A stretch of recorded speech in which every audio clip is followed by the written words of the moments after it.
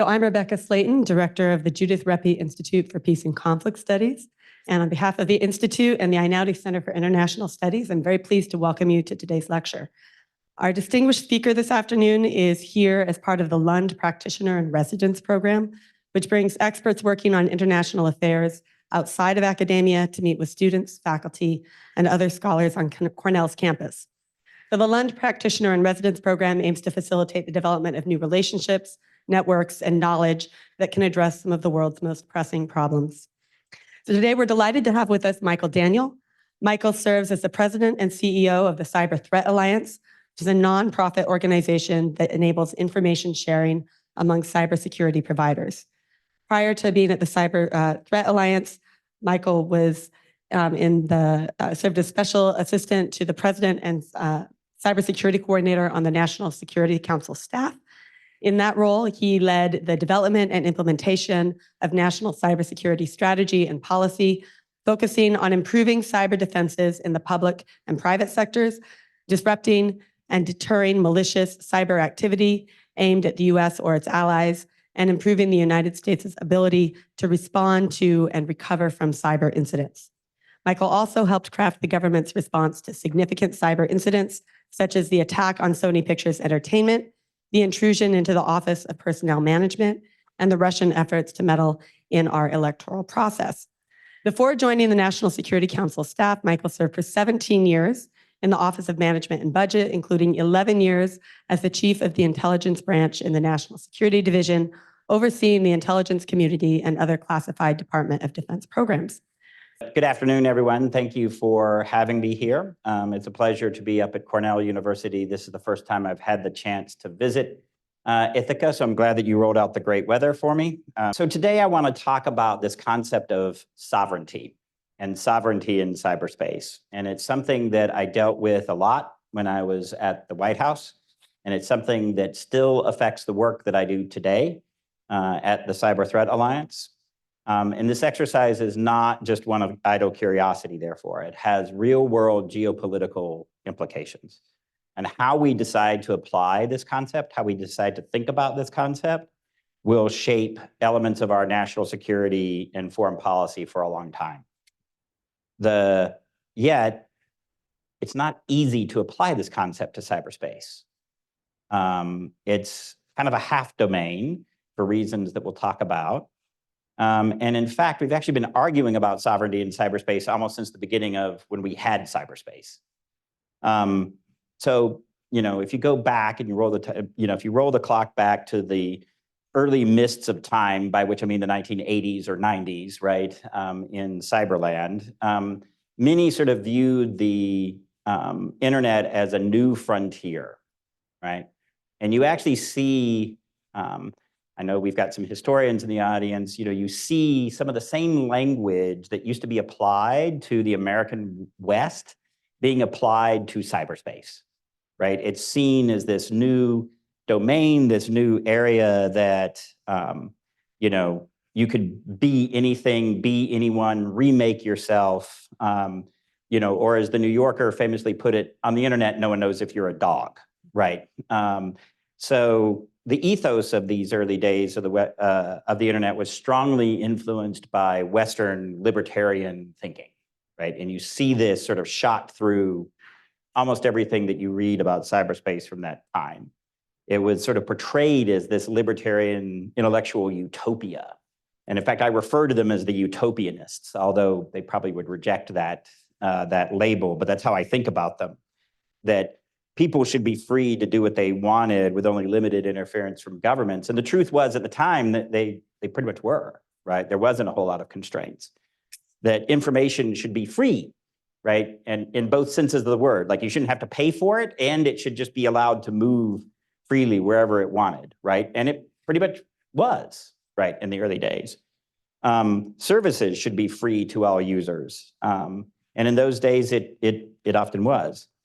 So the internet was supposed to be a place where we left behind all of the prejudices of the past and focused only on the mind. It was supposed to be a place that would spread enlightenment and opportunity and democracy everywhere it touched. And it was going to touch everywhere eventually.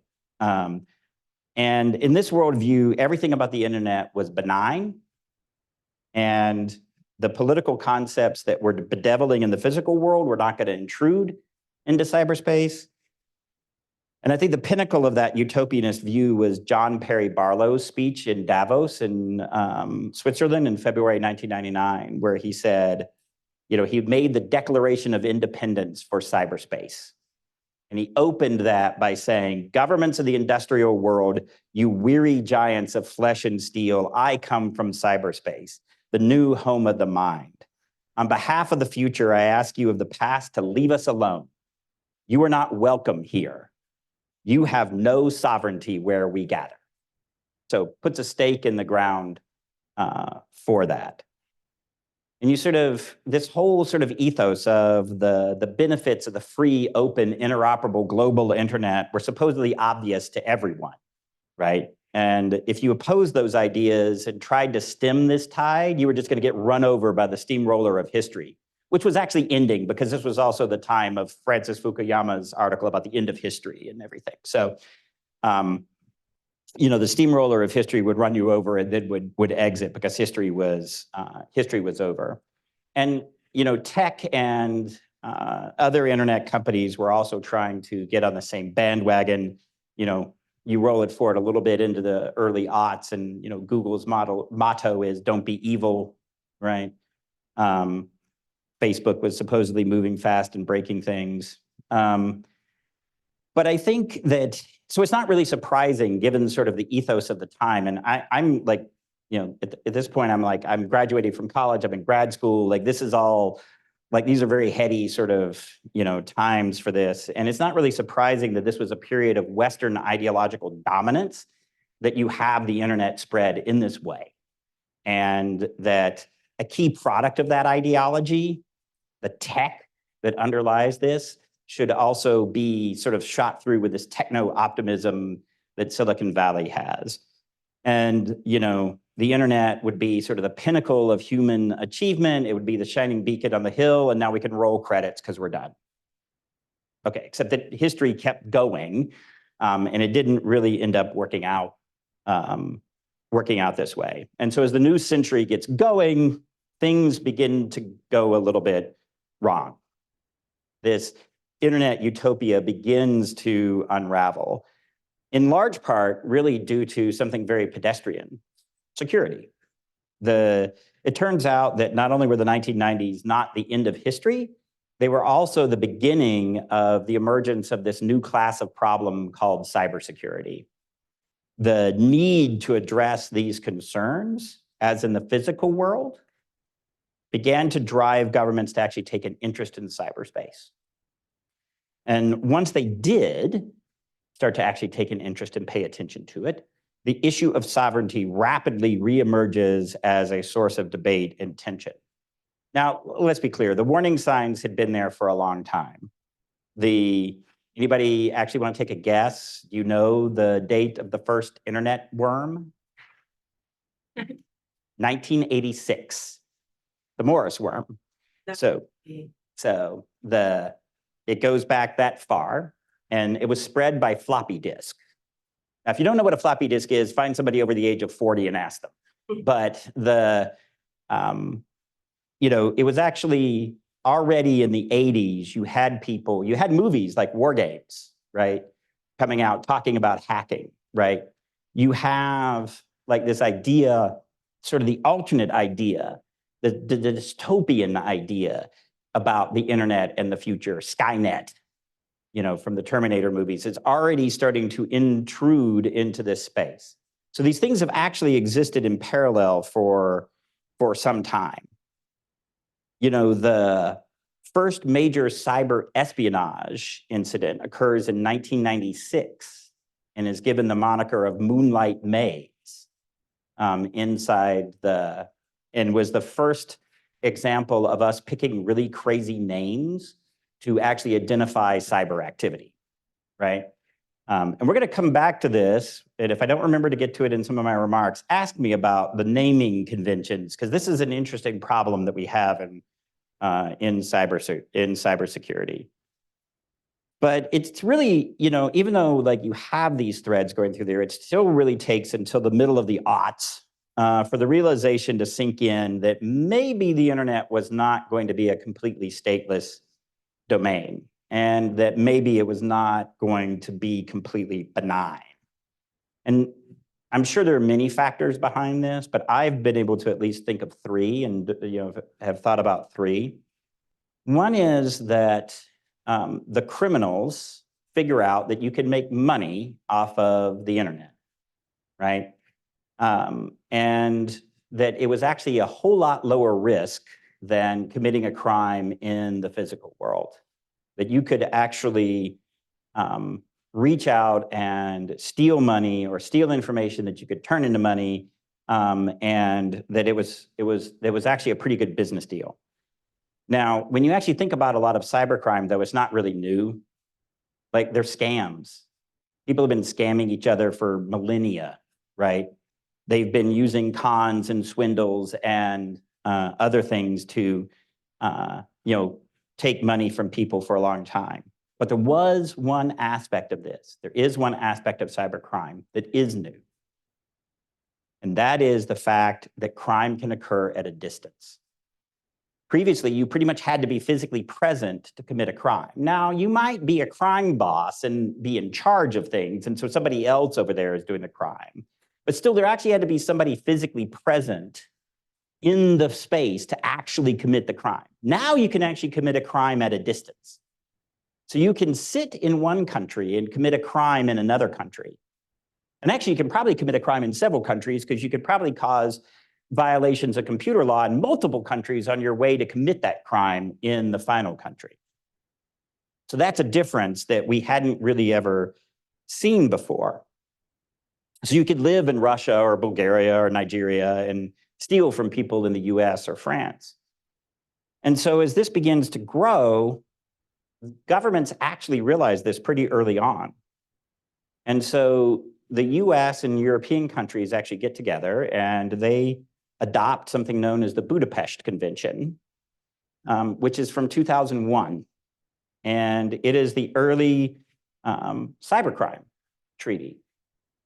And there's something interesting in this treaty, which is that there is an idea that you as a nation state are responsible for crime that emanates from your territory. Kind of sounds like sovereignty.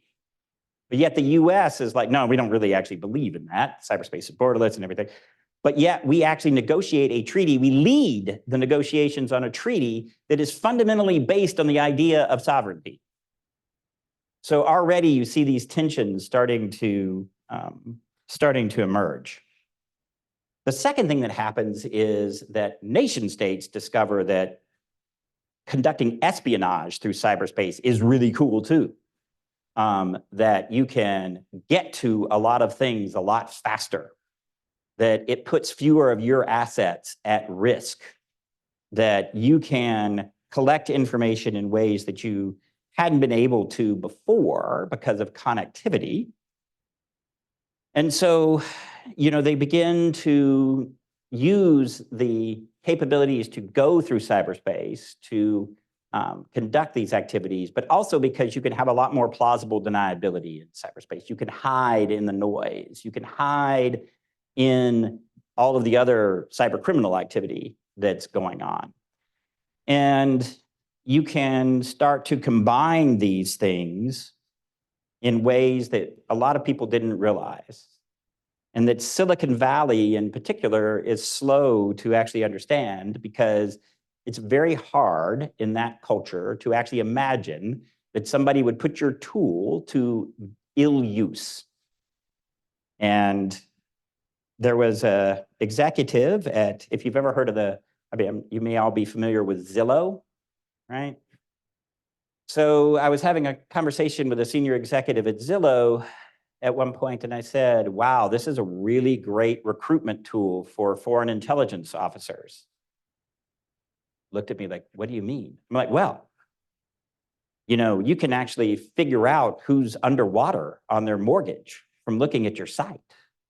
If they're behind on their mortgage, they might be, or they're underwater on their mortgage, they might be in financial distress. Like, that's a great target. That's somebody I want to go talk to. Maybe they're open to getting a little bit of money to help them out with their problems. It's a recruitment tool. Never would have occurred to him that anybody would use that tool to do something that evil, in his view. So the other thing that happens is nation states start conducting economic espionage.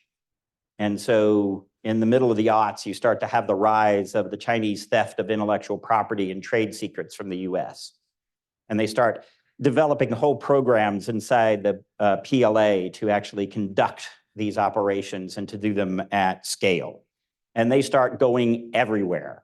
Like by 2008, 2009, it's not just countries that are doing, it's not just companies that are doing potential business deals with the Chinese, it's everywhere.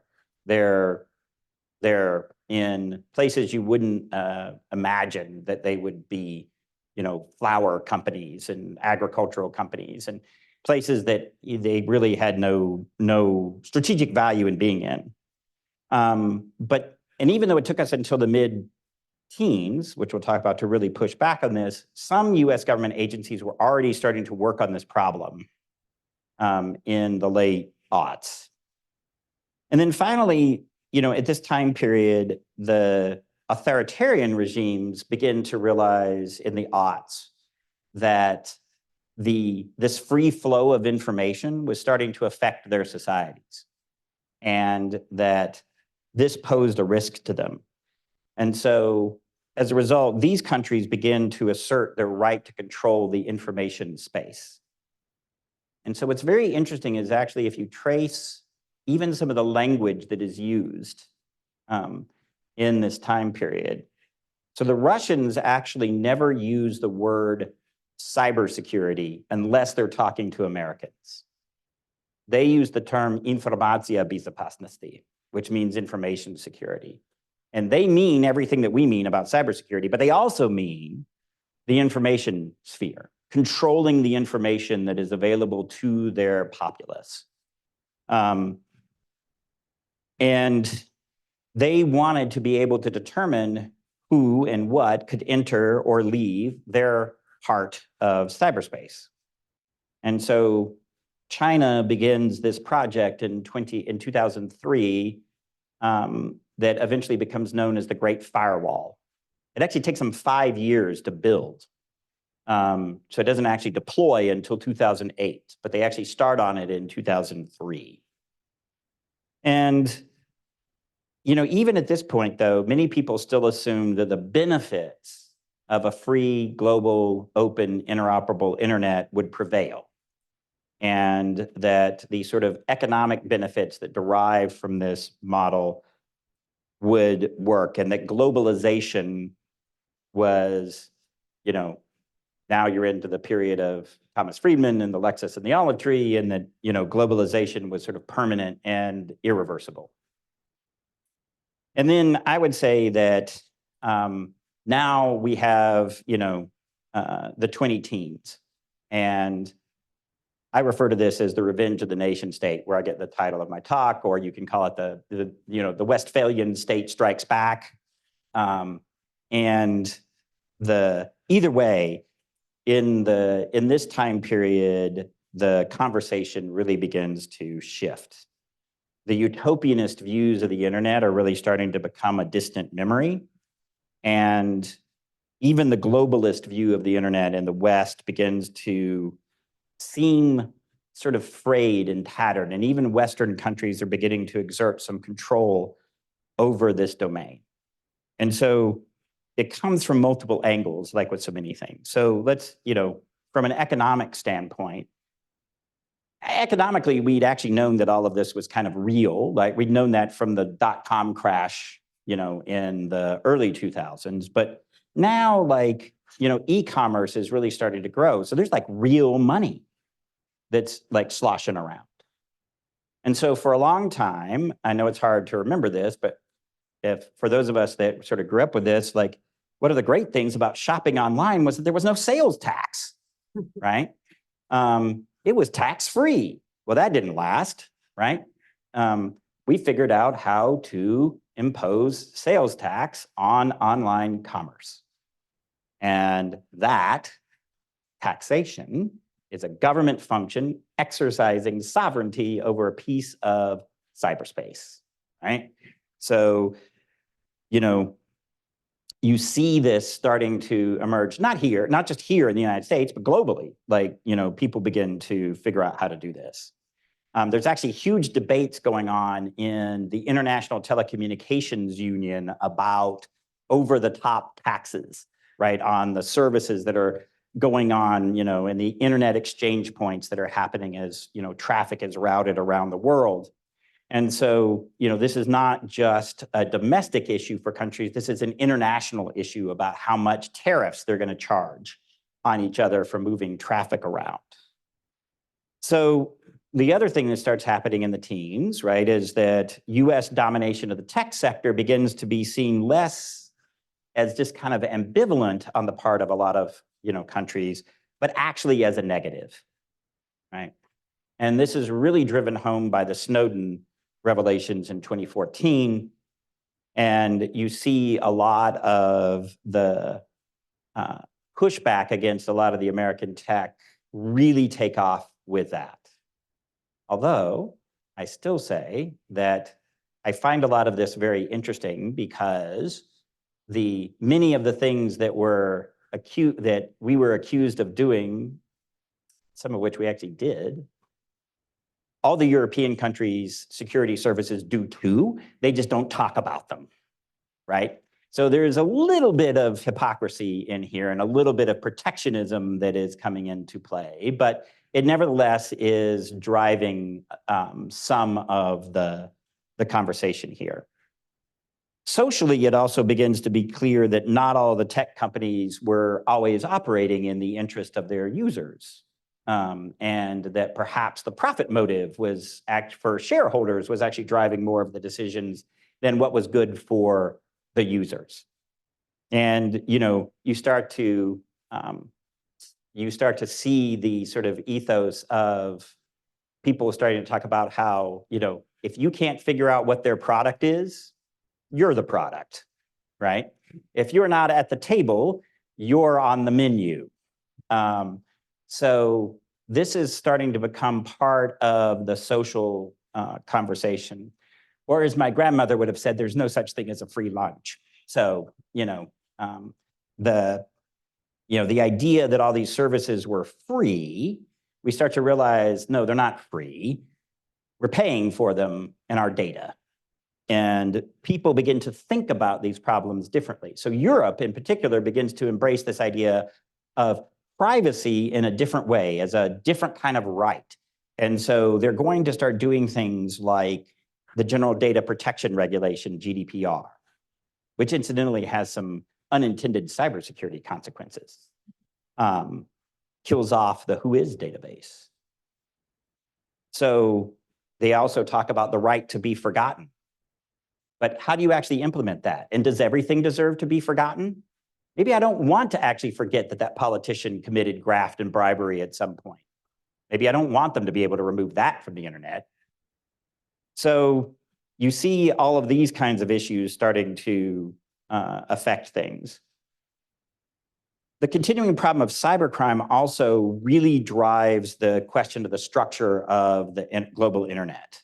And and this plays out in multiple different ways. So some of us have already been talking about, you know, we now start to run into these issues of, you know, the criminals discuss their plans over Gmail. So it turns out that the US decides to exercise some sovereignty in this way, in a very strange way now that's not consistent, but we actually say, no, you know what?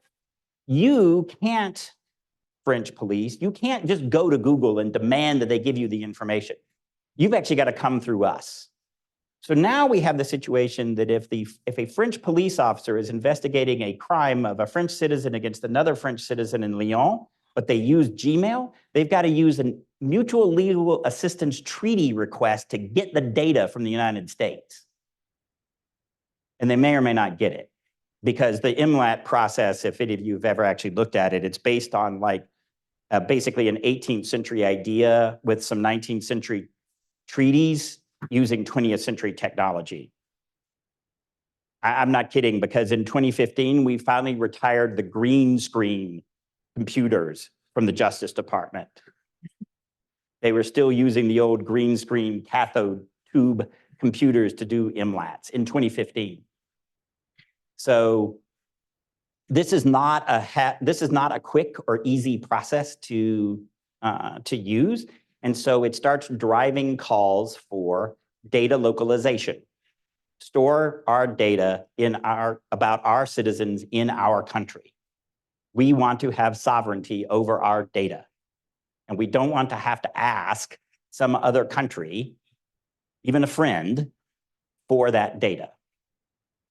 So I should also note that we didn't really get going on the United States side on this until some of the cloud companies built some data centers in Europe to actually comply with some of this. And then guess what?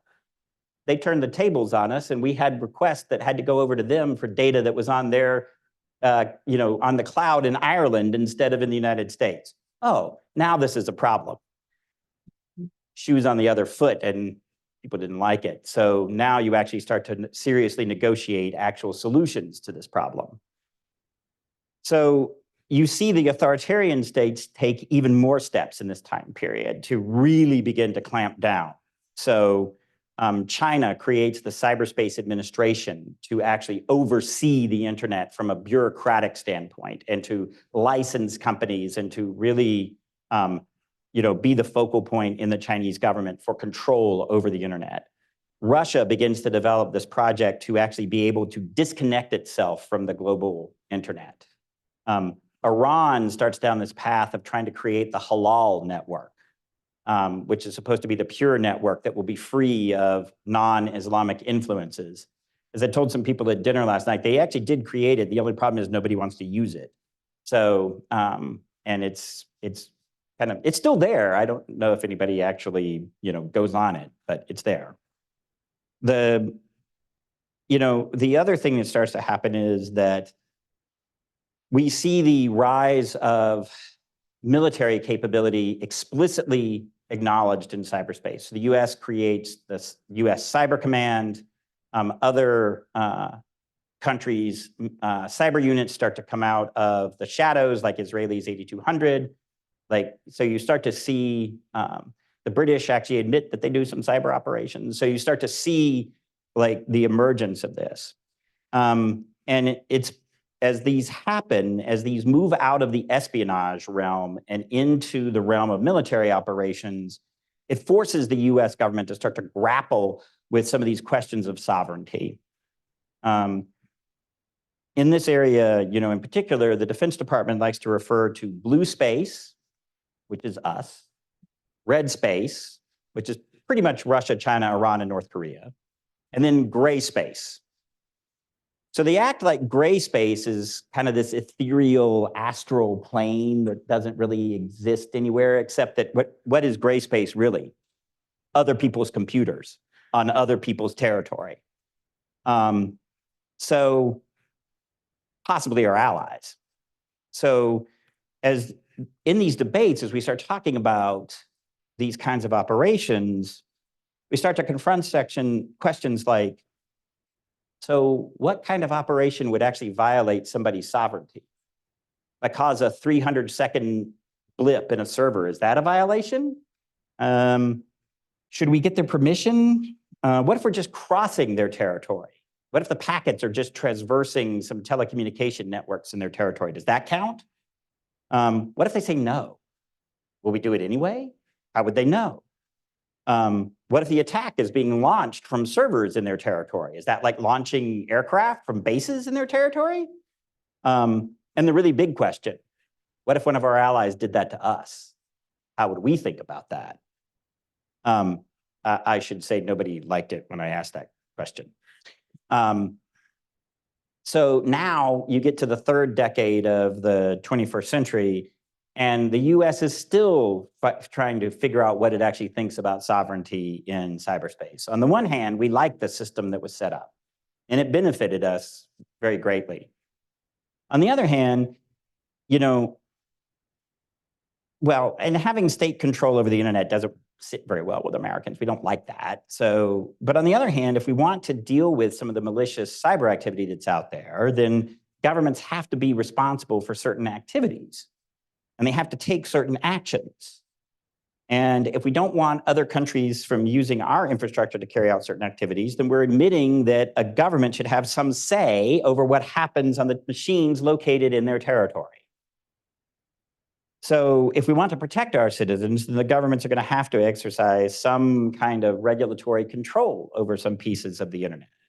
So how do we thread this needle? But I think we actually have to answer another question first. And I'll go all the way back to the question I was posing at the beginning. So how does sovereignty work in cyberspace anyway? And, you know, the challenges are that a lot of the mental models that we have for cyberspace don't work because they're based on the physical world. So you'll hear terms like global commons used. And I will submit to you that I don't think that that exists. So we'll come back to why I don't think that exists, but it doesn't exist. So there's a lot of problems with that utopianist sort of global view, but there's also a problem with the maximalist absolutist state view too. It doesn't actually work in the real world either. And you can't control cyberspace the way you try to control land or sea or air. And, you know, conveniently, well, Russia and China in particular argue that it's just one more domain, they should have control over it. But conveniently for them, that also means that you shouldn't be allowed to say anything bad about them because it might actually get back to their citizens and that's a violation of their sovereignty. So that's a problem and is not going to really work. So, you know, due to the nature of cyberspace, exerting sovereignty over it is not going to be the same as it is in the physical world. It's not possible to control it like that, but it's also not going to be stateless. So the question is, how do you apply this concept to cyberspace? So I want to talk through some of the ways that cyberspace is different and why this sovereignty concept has problems. And then what are some of the reasons why it still does in fact apply in cyberspace, just in some different ways. So the first one I'm actually going to go back to is part of the, borders sovereignty in cyberspace. So one of the things that surely you hear all the time, I do, cyberspace is borderless. It's been repeated so many times now that people sort of treat it as if it's actually true. It's kind of like the phrase 85% of the critical infrastructure in the United States is owned by the private sector. That's actually also not true. We have no idea what the answer is. Somebody made that statistic up and it's just been repeated ever since.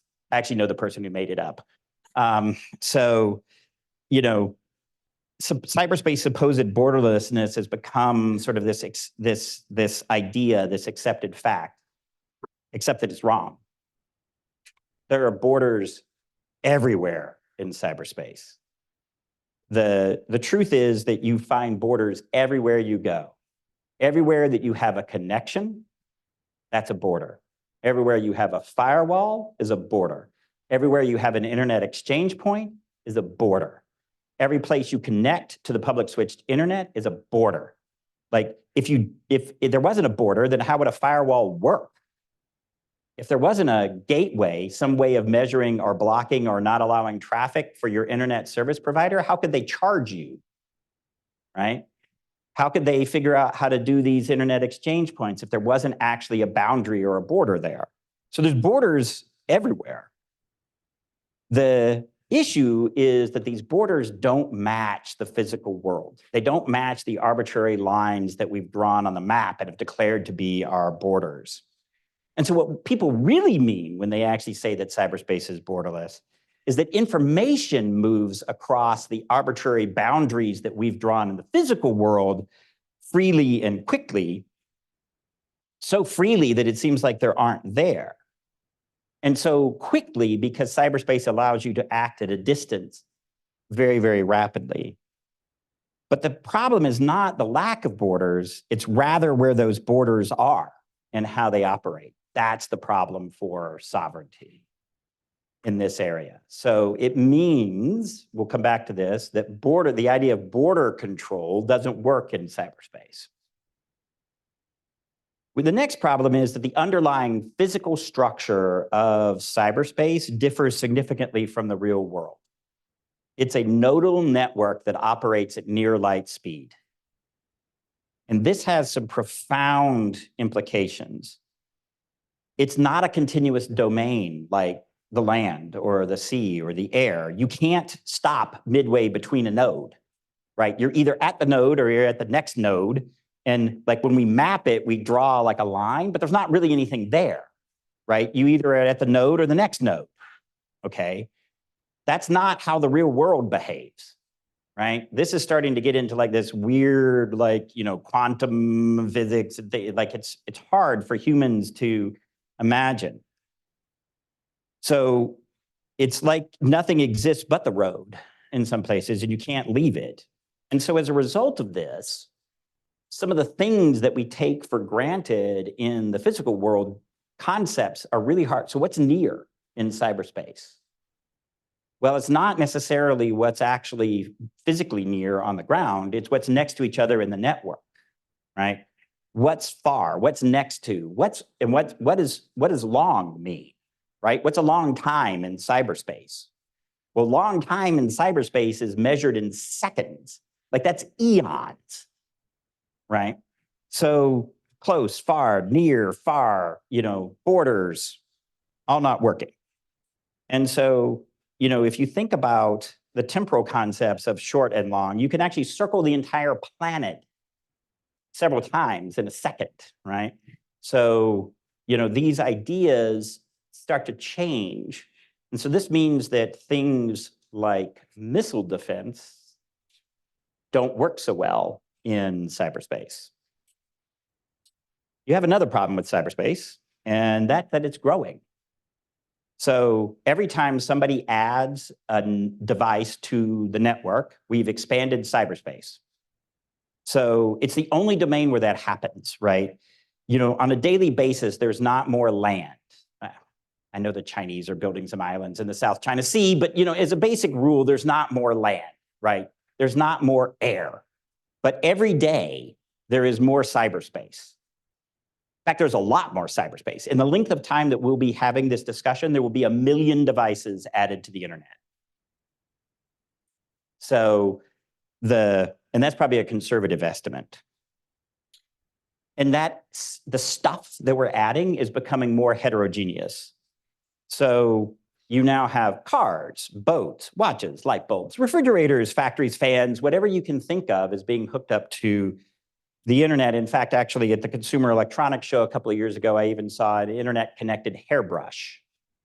What in God's name anybody needs an internet-connected hairbrush for? I have no idea, but somebody thought it was a good idea to connect it. So all of these devices operate a little bit differently. And so these connections are, but those connections are there.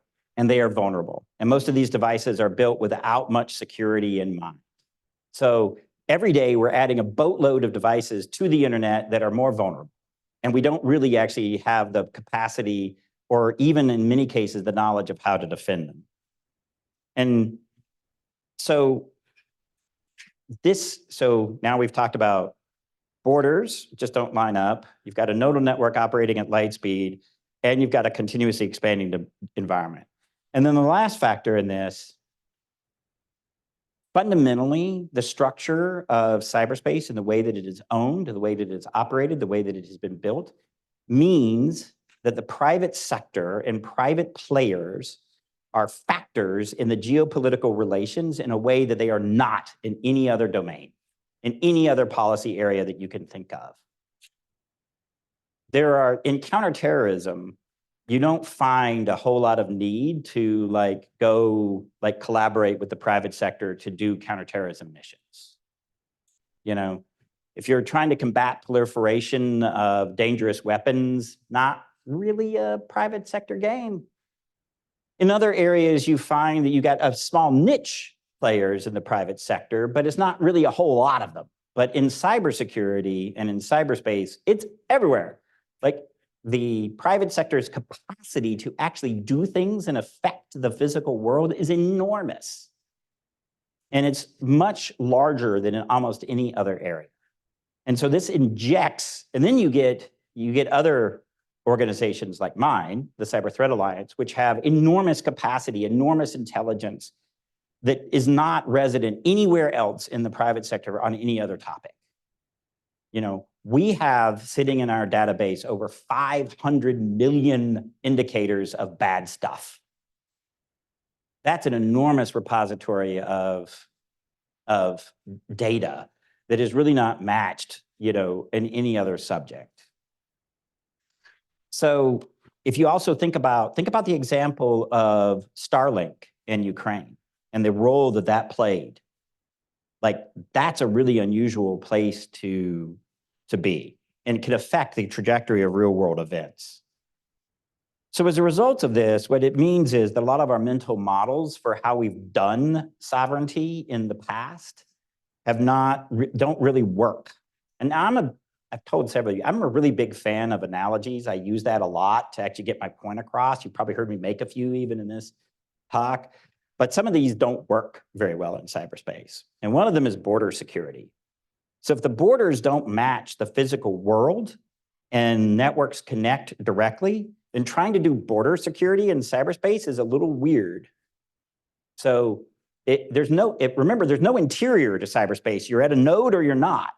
So this is actually sort of like we're saying, we're going to do border security, but we all live right in the same spot on the Rio Grande. That kind of puts it in a little bit of a different perspective. So you can't really do border control. Even the Chinese with the Great Firewall and things, if you actually look at how that works technically, it's not the same as doing border security. You can set up different modes for doing that, but there's still a lot of avenues that they have to worry about. Satellite links, other links, VPNs, other things that make doing that border security very, very tenuous. Another concept that you often run across is that we should just have missile defense for cyberspace. That's another one of my favorites. So when the network operates at basically light speed, how in the heck are you supposed to get in between the packet when it leaves a server over there before it arrives over here? How are you going to do that? Like, it's not like there's a light that goes off over there that's going to get here quicker than the packet. There's no way for the sensors to tell you that something is happening to get here quicker than the packet does. Like physics and math don't work that way. So you can't get in between. You can't create the Iron Dome for the United States in cyberspace. Like that doesn't, like the physics and math don't work for you that way. So that concept doesn't work. The next one I want to be, global commons, that's another one. And the reason for that is because somebody owns everything. There's not a piece of gear that somebody doesn't own. So if cyberspace is made up of the devices, the lights, watch, that's all owned by somebody. There's no commons. A commons has to be something that is actually held by everybody. So, I mean, maybe you could consider government assets commons, but they're still owned by a government. What people mean by the global commons is it sort of belongs to everybody on the whole planet. And that doesn't exist. There's nothing that is not owned by somebody or some government. Now, the last concept that I actually want to talk about, I want to be careful about, because while I think that nuclear deterrence does not apply to cyberspace, deterrence does. Deterrence actually works in cyberspace. It's just not nuclear deterrence. So nuclear deterrence is this idea of sort of the idea that you can actually prevent, an adversary from ever using nuclear weapons, right? And the problem with that is that nuclear use is very bimodal. Either one has used a nuclear weapon or one has not, right? And it's pretty damn obvious whether or not you have used a nuclear weapon. Like that, you can't hide that, right? Whereas you can actually hide a lot of your activity in cyberspace. And the other piece of nuclear deterrence is that you threaten that if somebody uses a nuclear weapon against you, you are going to retaliate massively and destroy them. But really, they've kind of stolen $10 from you. Like you're going to go and like use a nuclear weapon on them? Like, no, that is not going to work. Like from a deterrence standpoint, that's not credible. the threat is not credible, which means that the idea of nuclear deterrence in that framework is not applicable to cyberspace. All right, so at this point, you might be thinking I'm making the case that like this doesn't work at all. But there are a few things that enable sovereignty to occur in cyberspace. And one of them we've already talked about. It's the fact that cyberspace is connected to the real world. While it seems like it might exist in some sort of separate ethereal plane, in fact, it is made up of all the servers and boxes and wires and gadgets that make up cyberspace, and all of those reside on somebody's territory. And so, well, okay, on the Earth or maybe in orbit, but they still belong to somebody, right? The processes that occur in cyberspace occur somewhere in these machines. And so there's a physicality to cyberspace that we don't often acknowledge. Cyberspace can't exist absent these physical devices. And second, it's all owned by somebody, as I just said. And all of those somebodies or some things are subject to a government, right?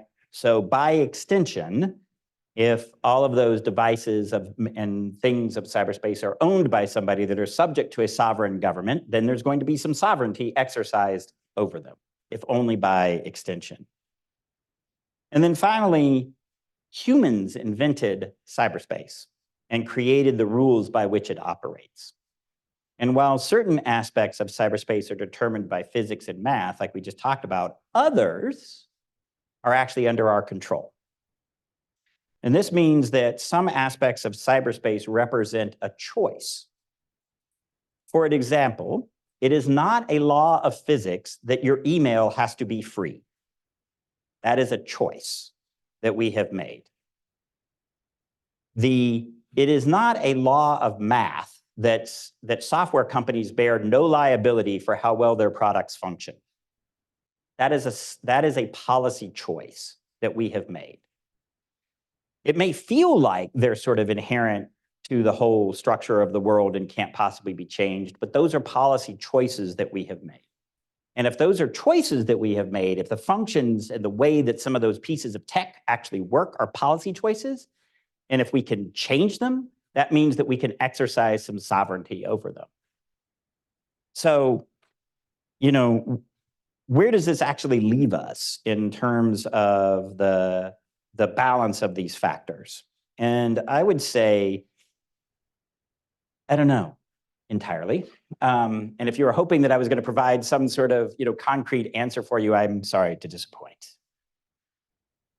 I don't think anyone really knows, right? We're all still making this up as we go. However, I do want to offer some thoughts about ideas that I think we can pursue that will get us closer to an understanding of how to apply sovereignty correctly in cyberspace. And the first place to start is something really kind of boring and banal, and that's the treaties and policies and laws and procedures that actually undergird this. We need those updated treaties and laws. We need to think about how are we actually going to make the processes work so that we can deal with the frictions in cyberspace. And this should not really surprise any of us. I mean, cyberspace if you really kind of stretch it, maybe it's 60 years old. I'd say probably closer to 55. World Wide Web is 30 years old from 1994. Smartphones are the same age as my freshman in high school. The technology has developed, yes, but governments and peoples and cultures change more slowly. And we've not had time to fully develop all of the customs and rules and things. We've had a lot longer in a lot of other areas, right? People have been dealing with piracy for the last 4,000, 5,000, I mean, a very long time, right? Like piracy's been around for ages, and we're still sort of hacking through pieces of maritime law. But we have a foundation to work from there. A lot of this is new. So we need to be able to deal with things like, the MLAT process that I was talking about. We need to do new kinds of structures. So for example, a project that we have started with the World Economic Forum is something called the Cybercrime Atlas. And this is trying to build an information set about cybercrime. What does it look like?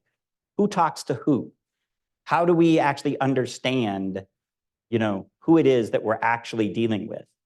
And part of the genesis of this project was actually I had a CEO ask me one time, he said, Michael, how many cyber criminals do you think there are? A few million? And I was like, a few million? I don't know. I don't know how to empirically answer that question. I don't think you're right, but I don't know. And so some of the genesis of the Atlas project is, how do we actually get beyond those crazy names that we assign for people and actor groups, which, by the way, they're actually names for sets of behavior, not actually names for people. But so how do we stop referring to pinchy spider or my favorite, sneaky rat dragon, and actually get to the individuals that we're talking about? Who are they? So that we can actually figure out how they're connected and actually interdict them and impose costs on them. So that's a part of this. I would also suggest thinking about elements of stewardship and not just sovereignty. But rather than treating cyberspace like something that is to be controlled, but rather something that government should steward. That the government is responsible to help protect cyberspace and ensure that people and organizations don't just survive, but actually thrive in that space. And this approach could be a way of limiting the concentration of power and refocus governments on serving citizens. And then another idea is, we talked about this extensively during the seminar earlier today, of needing to develop the case, the positive case, the affirmative case for the global, open, interoperable internet. What are the benefits? Concretely, how does that benefit you? How does that benefit a small business in Nigeria or Kenya or Ecuador or Malaysia? Not just in the West, but how does that actually benefit those citizens? Because it can, if we actually do it right. But we need to build that narrative and then work toward it. And then lastly, we need to develop the capability to collaborate between the private sector and the public sector. We need to be able to do what I call operational collaboration. It's very easy to talk about public-private partnerships. I don't know what that means. It means something different to everybody. But what I mean about operational collaboration is the ability to actually coordinate between public, private, and nonprofit sectors to achieve a result at a specific time and in a specific place against a specific target. And the reason that we have to do this is because what we're talking about are the capacity that's in the private sector. So if we really want to impose costs on the cyber criminals, if we really want to make it harder to do espionage, if we really want to make it harder for authoritarian regimes to harass NGOs, then we need to have much greater collaboration between the public, the private, and the nonprofit sector to achieve the results that we need. Now, this is going to actually cause a lot of consternation on a lot of parts, and there are a lot of questions that undergird this. We have to answer a question like, so who's in, who's out, and who gets to decide, right? Who decides who's in that box, who's at the table and who's not? If I am a private sector company and I work with the government, am I now an arm of that government? How does international law intersect? Am I now a combatant? Like, what does that mean? How do we increase the cadence of activity so that we're actually doing this at a pace that anybody actually cares about? Like, doing 1 or 2 takedown operations a year is not going to cut it. We've got to be doing them so frequently. We've got to be doing 1 or 2 of those a week if we actually want to have an impact on the cyber criminals. And what safeguards can we put in place to prevent abuse while getting enough flexibility to get the job done? So these are answerable questions, even if they're hard, but they're ones that we need to develop answers to. So I would just say that over the last 50 years, the internet and cyberspace have changed a lot. Cyberspace is going to continue to evolve as new technologies come online. So I'll finally say I'll say those 2 letters, AI, right? Because we have to get them in, for you with your big O cards. As those technologies come online, as quantum computing comes online, as bioinformatics and biophysical systems become a reality, all of this is going to change cyberspace. And, it's time to let go of the utopianist view and embrace a much more workable approach to cyberspace. So I'll just note two things to close. One is that some degree of sovereignty and state control over the internet is inevitable. Cyberspace is now a domain of state competition, as well as being a medium through which those states will compete. And every country's national security, economic prosperity, and public health and safety are bound up in the internet. And given that no government is able to afford or ignore cyberspace, it must exert some degree of control over it. Or to put it another way, even here in the United States, as anti-regulatory as we are, once we have connected devices that can kill people, even we will want regulation. And at the same time, how extensive that control becomes is a matter of choice. It's not immutable physical law. And so while the physics and math of cyberspace dictate some things, just like geography dictates some things in the physical world, we have enormous choice in the policies that we pursue. And so we could make changes that improve things. So like most social constructs, sovereignty is elastic and it's pretty malleable. It's not static and rigid. And it evolves as other ideas evolve, as people encounter real-world problems, real-world issues, and actually make decisions about how to deal with them. And if we start thinking rigorously about the kind of cyberspace we want to build and why we want it to look that way, then we incorporate more viewpoints from many different sources, then we can actually build something that will be really beneficial to the greater part of humanity. And I think that's something we can all live with. So thank you very much.